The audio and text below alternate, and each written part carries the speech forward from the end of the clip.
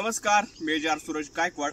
द्राक्ष बागेदार बंधूंनो, सध्या पावसाळी वातावरण आहे, आभाळ आलेला आहे, बऱ्याच ठिकाणी पाऊस देखील चालू आहे, पाऊस पडत आहे आणि अशामध्ये वेलीमधला विगर देखील वाढत असतो. हा विगर आटोक्यात ठेवण्यासाठी तात्काळ आपल्याला लिओसिनची फवारणी देणं गरजेचं आहे.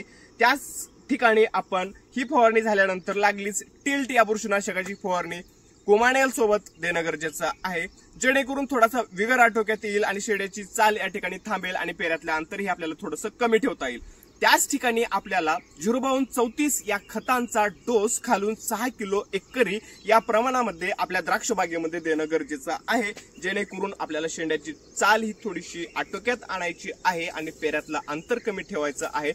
जर वेलीतला विगर वाढला, नायट्रोजन वाढलं तर त्या ठिकाणी थ्रिप्सचा प्रादुर्भाव मोठ्या प्रमाणामध्ये होतो आणि पुढे पानाची वाटी होणं, पान सुरकुतणं किंवा पानगळ होणं थ्रिप्सने ह्या गोष्टींची समस्या आपल्याला जाणवते. वेळीच विगर हा आटोक्यात ठेवा. धन्यवाद.